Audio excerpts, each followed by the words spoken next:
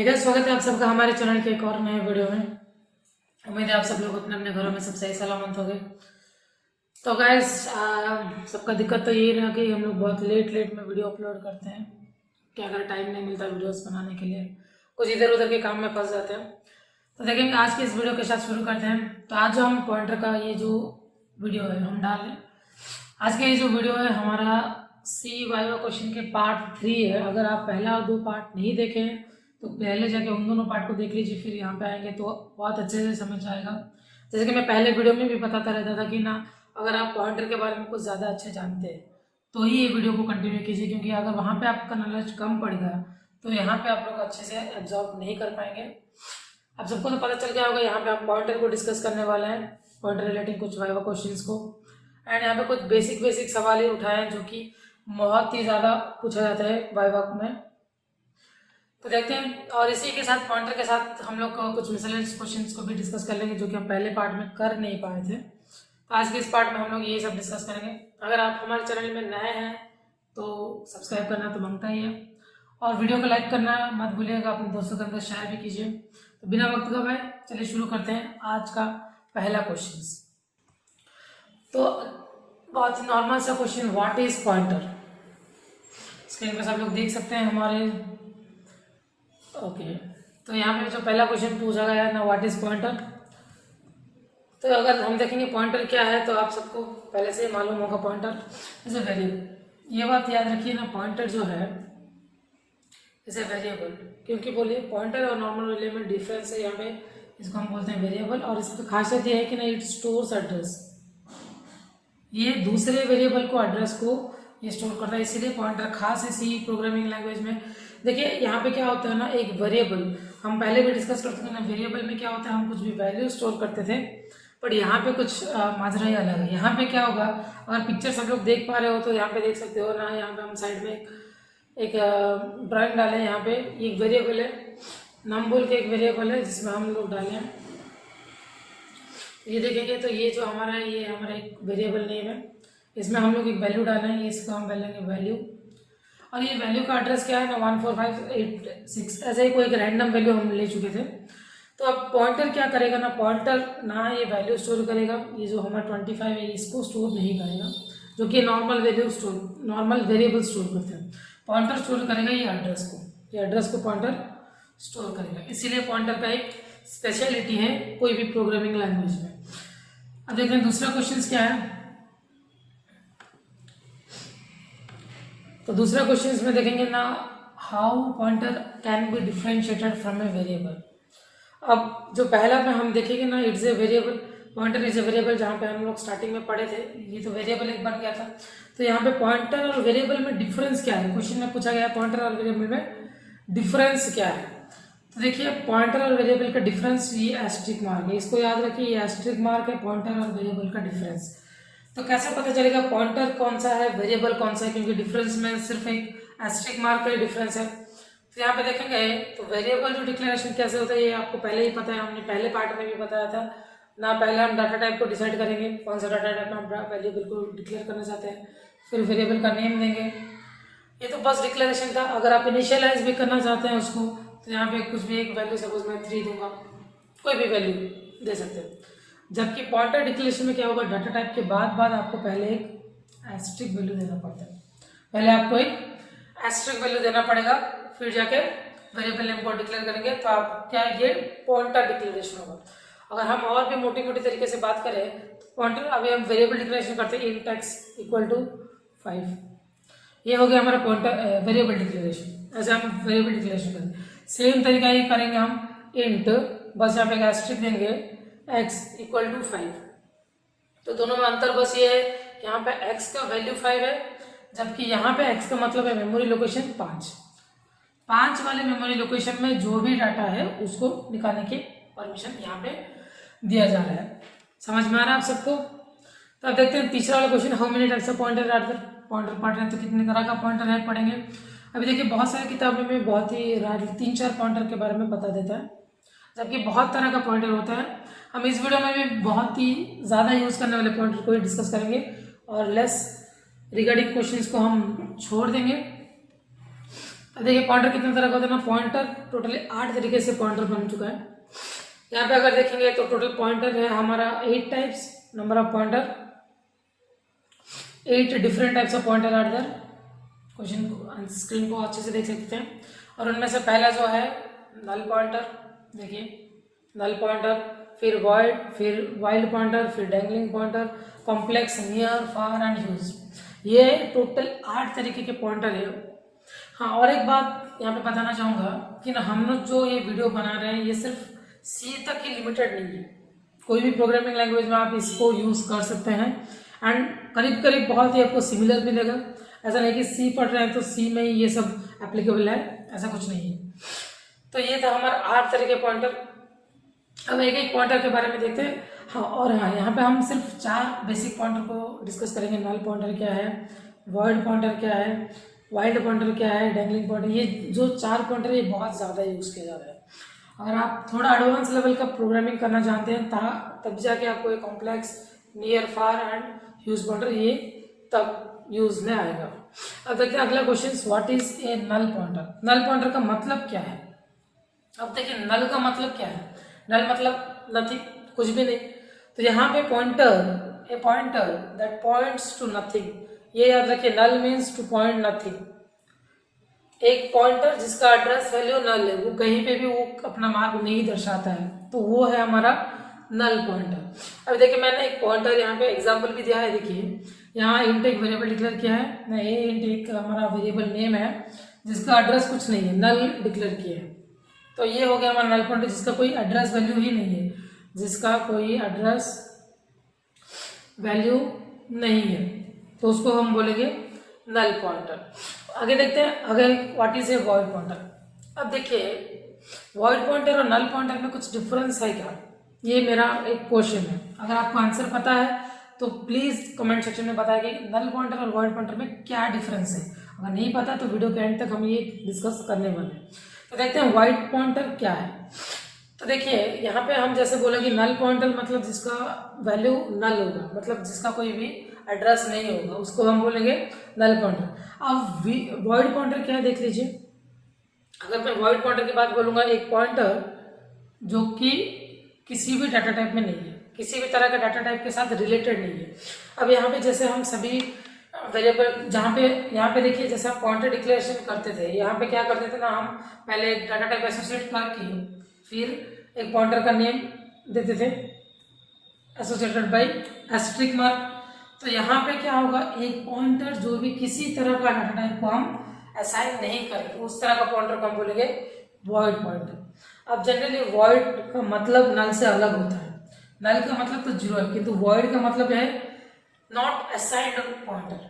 अब इस तरह का पॉइंटर हम कहाँ पे यूज करेंगे, तो ये देखिए कहीं पे भी आप इसको यूज कर सकते हैं, क्योंकि ये किसी भी तरह का डाटा टाइप को ये एसोसिएट कर सकता है। क्योंकि आप देखिए अगर जहाँ पे हम जब वेरिएबल डिक्लेरेशन में बोला था, पहले पार्ट में मैं बोला था ना, इंट एक्स का मतलब है एक्स में सिर्फ इंटीजर वैल्यू स्टोर कर सकते हैं। यहाँ पे कोई कैरेक्टर वैल्यू या फिर फ्लोटिंग वैल्यू यहाँ पे हम स्टोर नहीं कर सकते। इसी तरह अगर मैं यहाँ पे इंटीजर को हटा दूँ तो ये स्पेसिफाई नहीं करेगा कि एक्स किस तरह का डाटा टाइप है। तो यहाँ पे एक्स में हम किसी भी तरह का डाटा को हम इंसर्ट कर सकते हैं। तो यही यहाँ पे वॉइड पॉइंटर का मतलब यहाँ पे करीब करीब यही है कि एग्जैक्ट ये नहीं है, करीब करीब यहाँ तक सेम है। तो यहाँ पे ये जो है एक जनरल पर्पस पॉइंटर है, स्क्रीन में सबको दिख रहा होगा, मैं यहाँ पे लिखा भी हूँ जनरल पर्पस पॉइंटर मतलब ज़्यादा यूज़ करने वाले पॉइंटर में से वॉइड पॉइंटर एक यूजफुल है। एंड एक इम्पोर्टेंट बात जो यहाँ पे बताना चाहेंगे, it locates some of the data location. देख सकते हैं यहाँ पे ये वाला पॉइंट को सब याद करके रखिए ना, ये सम डाटा लोकेशन के ऊपर ये रहता है। इसका मतलब क्या है ना, नल पॉइंटर में कोई भी एड्रेस स्टोर नहीं होता है, जबकि वॉइड पॉइंटर में आप देखेंगे कहीं ना कहीं एक एड्रेस स्टोर करके रखेगा। कोई भी एक एड्रेस वहाँ पे हो सकता है, वो भले ही गार्बेज एड्रेस क्यों ना हो, बट यहाँ पे कुछ ना कुछ एड्रेस स्टोर रहेगा। अब देखते हैं what do mean by wild pointer. हाँ, तो वाइल्ड पॉइंटर क्या है। अब देखिए वाइल्ड का मतलब आप समझिए पहले ना। देखिए अभी बहुत सारे वाइल्ड का मतलब क्या है, कोई भी ऐसा पॉइंटर जिसको हम प्रॉपरली असाइन ना करें, कोई भी ऐसा पॉइंटर जिसको हम प्रॉपरली डिक्लेयर ना करें। तो इसका डेफिनेशन क्या बनता है ना, pointer which is not initialised properly. एक पॉइंटर जिसको हम प्रॉपरली डिक्लेयर नहीं किए हैं या फिर प्रॉपरली इनिशियलाइज नहीं किया। अब देखिए डिक्लेयर और इनिशियलाइजेशन में डिफरेंस है। तो यहाँ पे जो पॉइंटर जो कि इनिशियलाइजेशन प्रॉपरली नहीं हुआ होगा, यानी कि सपोज मैं बताऊंगा, एक मिनट, तो मैं बताता हूँ कि ना यहाँ पे सपोज मैं एग्जांपल में लेता हूँ ना, ये सॉरी पॉइंटर किधर किधर भाग रहा है। सपोज मैं बोलूँगा इंट एक्स, ये वेरिएबल है, ये डिक्लेयर हो गया, बट यहाँ पे कोई भी वैल्यू असाइन नहीं किया गया, तो ये डिक्लेरेशन हो गया। बट जबकि वाइल्ड पॉइंटर क्या है ना, इनिशियलाइज करेंगे। इनिशियलाइजेशन का मतलब हम कुछ ना कुछ वैल्यू स्टोर करेंगे, बट ये वैल्यू कहीं पे भी हो ना सकता है, या फिर ये वैल्यू एग्जिस्ट ही ना करता हो, ये प्रॉपरली इनिशियलाइज ना हो सकता है, ये मेमोरी लोकेशन ना होने के लिए बहुत सारे रीजंस इसका हो सकता है। तो और एक बात ना, पहले यूज से पहले इसका इनिशियलाइजेशन जरूरी ना हो। इसका इम्पोर्टेंट पॉइंट यही है ना, जब हम पहली बार इसको यूज करेंगे, किसी भी पॉइंटर को पहली बार यूज करने से पहले वो प्रॉपरली इनिशियलाइज ना हो, तो ही उसे हम बोलेंगे वाइल्ड पॉइंटर। उम्मीद आप सबको समझ में आ रहा होगा वाइल्ड पॉइंटर क्या है। हाँ, तो अब देखते हैं दूसरे वाले पॉइंट में, what you mean by dangling pointer. अब देखिए डैंगलिंग का मतलब आप इंग्लिश डिक्शनरी में सर्च करेंगे, कोई भी ऐसा लोकेशन जो कि एग्जिस्ट ना करता, उसे बोलते हैं हम डैंगलिंग पॉइंटर। यहाँ पे सॉरी, डैंगलिंग का मतलब होता है कोई भी लोकेशन एग्जिस्ट ना करता। यहाँ पे डैंगलिंग पॉइंटर का मतलब भी बहुत ही करीब करीब सेम है। अब अगर यहाँ पे देखेंगे ना, एक पॉइंटर जिसका मेमोरी लोकेशन ही डिलीट कर दिया गया, ओह माय गॉड सॉरी, तो यहाँ पे क्या होगा ना, एक पॉइंटर जिसका मेमोरी लोकेशन ही डिलीट कर दिया गया हो, उसे हम बोलेंगे डैंगलिंग पॉइंटर। इरेजर समझ में आ रहा है? सपोज मैं बोलूंगा ना आपका, सपोज पहले आपने प्रोग्रामिंग में किया क्या ना, इंट बोल के आपने एक पॉइंटर डिक्लेयर किया, इंट एक्स इक्वल टू, यहाँ पे सपोज हमने वो पहले वाले मेमोरी लोकेशन को लेते हैं, ये पहले वाला मेमोरी लोकेशन है।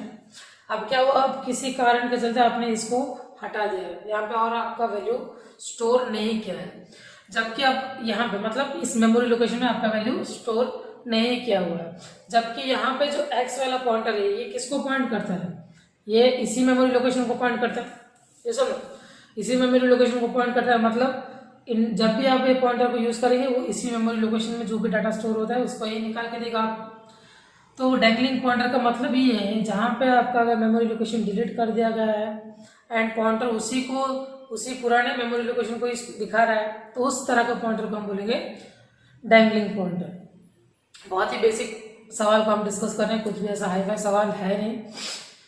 तो देखिए ये वाला बहुत एक इंपॉर्टेंट क्वेश्चन है ना, how many level of pointer can you have in a single declaration. एक ही डिक्लेरेशन के अंदर आप कितने पॉइंटर्स को आप असाइन कर सकते हैं, तो इसका जवाब होता है टोटल 12 पॉइंटर का आप हम एक ही डिक्लेरेशन के अंदर दे सकते हैं। सपोज यहाँ पे मैं बोला, तो यहाँ पे देखिए ना, हम बोल रहे थे ना इंट एक्स, ये एक वैल्यू, सपोज इसी तरह से एस्ट्रिक एक्स, इसी तरह से आप 12 एस्ट्रिक दे सकते हैं एक पॉइंटर को एक सिंगल डिक्लेरेशन के अंदर। समझ में आ रहा है?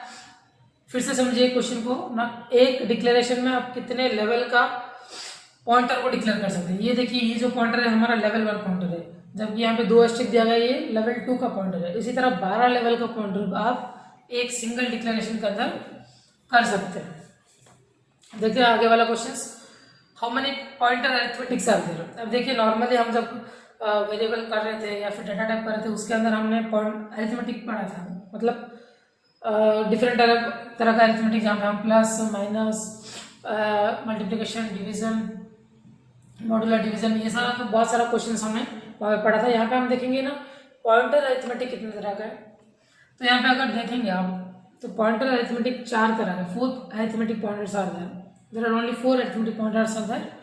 एंड इनमें से क्या क्या है ना, increment and decrement, plus and minus. ये वाला ध्यान में रखिए ना, इंक्रीमेंट के अंदर दोनों आएगा, पोस्ट एंड प्री, उसी तरह डिक्रीमेंट के अंदर भी दोनों आएगा। एडिशन सब्ट्रैक्शन तो आपको भी पता है ना, हम पॉइंटर 2 पॉइंटर को हम एडिशन कर सकते हैं, 2 पॉइंटर को हम सब्ट्रैक्शन कर सकते हैं। ये 4 तरह का पॉइंटर अरिथमेटिक अलो करता है सी के अंदर। अब जो हमारा 10वां क्वेश्चन है जो कि बहुत ज़्यादा इंपॉर्टेंट है, can we subtract 2 pointer, 2 pointer को हम सब्ट्रैक्ट कर सकते हैं क्या। अब देखिए यहाँ पे जो मैं बताया था ना, इंट एक्स में हमने एक वैल्यू स्टोर किए थे, X is equal to 14586 suppose ये एक्स में ये वैल्यू है, सपोज मैं इंट वाई में एक वैल्यू लूँगा इक्वल टू 15796। क्या हम y से x को हम सब्ट्रैक्ट कर सकते हैं क्या, क्वेश्चन बनता है ये। तो इसका जवाब है हाँ, यस। एंड कंडीशन क्या बताता ना, ये दोनों एक ही एरे के अंदर होना चाहिए, एक ही एरे के अंदर ये दोनों के दोनों स्टोर होना चाहिए, तभी हम जाके इसको हम सब्ट्रैक्शन या मल्टीप्लिकेशन कर सकते हैं। ये था 10वां क्वेश्चन। जो हमारा आखिरी क्वेश्चन है पॉइंटर वेरिएबल के अंदर, is null is always defined at 0, या नल का मतलब ऑलवेज 0 होता है। तो इसका जवाब है ना, नल आइदर 0 हो सकता है या फिर वॉइड हो सकता है। एंड वॉइड का मतलब 0 नहीं है, पहले से मैं बता रहा हूँ, वॉइड का मतलब 0 नहीं है। नल का मतलब 0 हो सकता है या फिर वॉइड हो सकता है। आइदर यहाँ पे और क्या हो सकता है ना, वैल्यू दोनों के दोनों सिमिलर भी हो सकता है, दोनों का वैल्यू सिमिलर हो सकता है, समझ में आ रहा है। तो ये जो लास्ट का 3-4 क्वेश्चन है ये बहुत ही ज़्यादा इंपॉर्टेंट है, क्योंकि बाकी जो क्वेश्चन से हम लोग सिर्फ ब्रीफ डिस्क्रिप्शन देने के लिए किया गया था। अब ये जो 4 क्वेश्चन है ये आपको ज़्यादा याद रखना पड़ेगा। एंड जैसे कि हमने वादा किया था, ये बहुत ही बेसिक सा पॉइंटर क्वेश्चन है, इसमें कुछ ज़्यादा दिक्कत वाली बात ही नहीं है। 10 क्वेश्चन में से आपको नियरली 3-4 क्वेश्चन तो ऐसे इसमें से आ जाएगा, और अगर आप अच्छे से बुक रेफर किए हैं तो इनमें से भी आपको बहुत सारे क्वेश्चंस मिल जाएंगे। अब आते हैं हमारे मिसलेनियस वाइवा क्वेश्चन के अंदर। अब देखते हैं इसका पहला क्वेश्चन क्या है, what are the valid places for break to appear. हमने पहले पार्ट में हमने ब्रेक के बारे में थोड़ा बहुत डिस्कस भी किया है, अगर आप वो पार्ट नहीं देखे हैं तो डिस्क्रिप्शन में उसका लिंक है, वो वाला पार्ट ज़रूर देख लीजिएगा। तो कौन पे हम ब्रेक को यूज़ कर सकते हैं। एंड पहली बात मैं बताना चाहता हूँ ना, ब्रेक सिर्फ लूपिंग कंडीशन के अंदर ही आ सकता है, लूपिंग और स्विच कंडीशंस के अंदर। यहाँ पे अगर देखेंगे तो ब्रेक कहाँ पे हम यूज़ कर सकते हैं, लूपिंग कंट्रोल्स, सॉरी ब्रेक को हम यूज़ कर सकते हैं looping controls and switch statement के अंदर। ये 2 जगह पे हम लोग ब्रेक स्टेटमेंट का यूज़ कर सकते हैं। हम ऐसा नहीं कि इफ में यूज़ कर सकते हैं, एल्स में यूज़ कर सकते हैं, इसमें हम यूज़ नहीं कर सकते हैं। तो इन ब्रेक का वैलिड प्लेस कहाँ पे है, लूपिंग कंट्रोल्स में एंड स्विच स्टेटमेंट में, इन दोनों पे ही है। एंड कहाँ पे यूज़ करेंगे, what are the valid places. तो ये तो था 2 कंडीशन जहाँ पे हम ब्रेक को यूज़ कर सकते हैं। तो कहाँ पे यूज़ कर सकते हैं, यहाँ पे जहाँ पे कि हम चाहते हैं कि वहाँ से प्रोग्राम ब्रेक होके बाहर आ जाए। अब अगर स्विच केस में करेंगे तो केस 1, केस 2, केस 3 हम लिखते हैं। केस 1 को जब एग्जीक्यूट किया जाता है, केस 1 को एग्जिट करने के बाद ही हम केस 2 पे जा पाएंगे, तो वहाँ पे हम लोग ब्रेक का यूज़ करते हैं। तो ये तो था ब्रेक का वैलिड प्लेस। अब देखते हैं आगे वाले क्वेश्चंस क्या है। हाँ, ये वाला बहुत ही ज़्यादा इंपॉर्टेंट क्वेश्चन है, आप सब ध्यान से ज़रा सुनिएगा। तो देखिए ना, क्वेश्चन का मतलब क्या समझ लीजिए, what is the difference between including header file in square हमारा bracket, angular bracket and double quotation, इन दोनों में अंदर क्या डिफरेंस है। क्वेश्चन पूछ रहा है कि ना हेडर फाइल को जब हम डिक्लेयर करते हैं, सपोज मैं बोलूँगा ना हैशटैग इंक्लूड studio.h, ये हम सी में बहुत ज़्यादा यूज़ करते हैं, हमारा standard input output header file है। क्या हम ऐसे यूज़ उसको कर सकते हैं, इंक्लूड ऐसे डबल कोटेशन देके यूज़ कर सकते हैं क्या, ये क्वेश्चन यही पूछ रहा है। क्या हम ऐसा कर सकते हैं, अगर कर सकते हैं तो क्या डिफरेंस है, क्या अंतर है इन दोनों के अंदर। तो पहली बात तो सॉरी, इसको हमें इरेज करना पड़ेगा, पॉइंटर ऑप्शंस इरेजर। तो देखिए, तो पहले जो डिफरेंस बनता है क्या है ना, अगर यहाँ पे अगर देखिए ना हेडर फाइल को अगर हम एंगुलर ब्रैकेट में देते हैं, तो जहाँ जो भी हेडर फाइल का नाम दिए हो, वो जो भी एड्रेस होगा उस एड्रेस पे जाके वो सर्च करेगा। देखिए, if a header file is included within angular bracket then compiler search for the particular header file only within the building path. जो भी आप पाथ दिए हैं उसी पाथ में जाके वो हेडर फाइल को सर्च किया जाएगा। समझ में आ रहा है आप सबको ना? सपोज मैं यहाँ पे डिक्लेयर किया हूँ ना इंक्लूड conio.h। conio.h का मतलब क्या है ना? ये conio.h जिस फाइल के अंदर है उस फाइल के रिगार्डिंग सारे फाइल्स को वो स्कैन करेगा एंड आपको conio.h का सारा फंक्शंस ला के देगा। ये तो था एंगुलर ब्रैकेट का। अगर हम उसको क्या करेंगे ना, हम उसे डबल कोटेशन में देंगे तो क्या होगा ना? डबल कोटेशन देने से क्या होगा? The compiler search for the particular header file in the current working directory. ये वाला याद रखिए, in the current working directory. इसका मतलब क्या है? सपोज आपका जो फाइल जब आप सेव करेंगे तो ये ऐसे आता होगा। आपका जो फाइल है पहले क्या आएगा? नो नेम कुछ भी, सपोज 9.cpp। इसको जब सेव करोगे ये कहीं पे एक लोकेशन में सेव होगा या नहीं? सपोज मैं सब बोलता हूँ कि ना ये क्या करेगा ना, बिन के अंदर, टर्बो के अंदर ये सेव हुआ है। तो जहाँ पे ये फाइल सेव किया गया है, कहाँ पे सेव किया गया? टर्बो के अंदर सेव किया गया है। तो वो हेडर फाइल को कहाँ पे सर्च करेगा? टर्बो के अंदर ही सर्च करेगा, अगर हम उसे डबल कोटेशन में देंगे। समझ में आ रहा है? डबल कोटेशन में अगर देते हैं तो क्या करेगा ना, टर्बो के फाइल, ये हमारा करंट वर्किंग डायरेक्टरी है, इसी डायरेक्टरी के अंदर हमारा फाइल है, तो इसी डायरेक्टरी के अंदर ही वो हेडर फाइल को सर्च करने की कोशिश करेगा, ना कि पूरे हेडर फाइल में।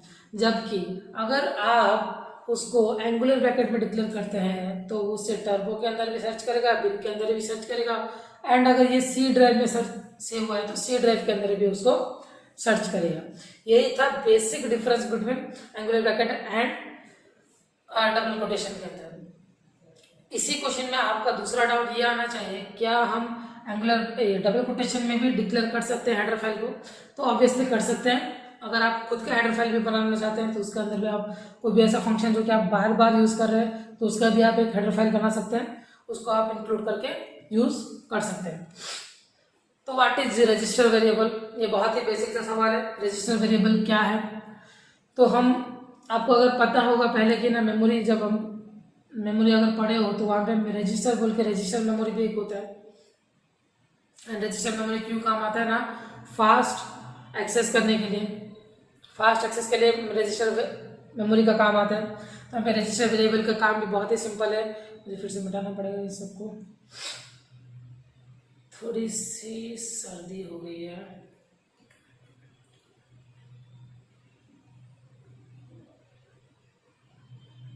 तो रजिस्टर वेरिएबल का काम क्या है?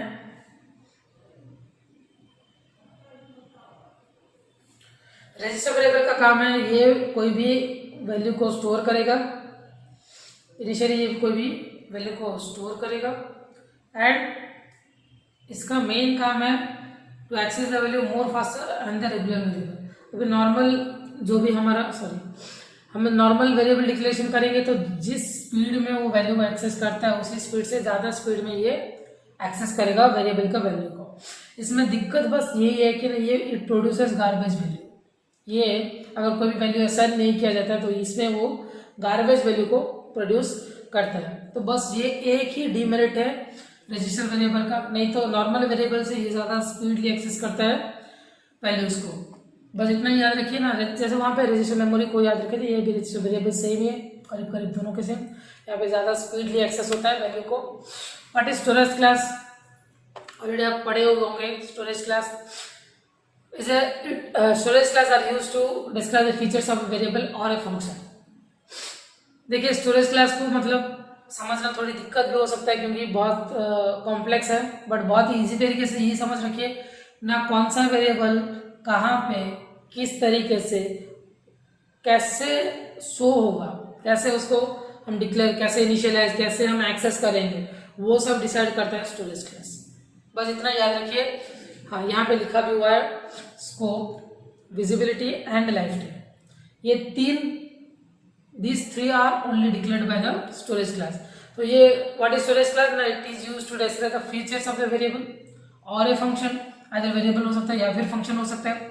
एंड इसके अंदर what are the basic features, it describes the scope, visibility and life time of a variable और ए फंक्शन। अगर आप फंक्शन यूज कर रहे हैं तो फंक्शन का scope, visibility and life time, variable use करें तो उसका scope, visibility and life time. Scope का मतलब क्या है ना, क्या वो लोकल एक्सेस होगा या ग्लोबल एक्सेस होगा।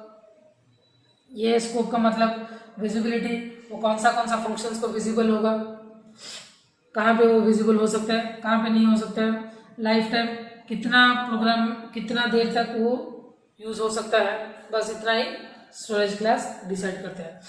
अब अगला क्वेश्चन आप सबको पता होगा, अगला क्वेश्चन क्या आएगा ना, how many types of storage class. ये तो सबसे बेसिक वाला क्वेश्चन होगा, आप सबको भी पता भी होगा how many types of storage class. ना हमारे पास टोटल 4 तरह का स्टोरेज क्लास है, जो कि देख सकते हैं, auto, extern, static and register. ये 4 तरह का हमारे पास स्टोरेज क्लास है। एंड इसका काम क्या क्या है आप हमें ज़रूर कमेंट में बताने की कोशिश करेंगे तो बहुत ही अच्छा रहेगा। नहीं तो हम ऑटो, एक्सटर्न और स्टैटिक और रजिस्टर का काम क्या है वो पहले पार्ट में ऑलरेडी हमने उसे अपलोड कर दिया है, आप वहाँ पे भी जाके उसको देख सकते हैं। तो what is the purpose of S print F function. आप लोग सब प्रिंट एफ फंक्शन तो पढ़े होंगे,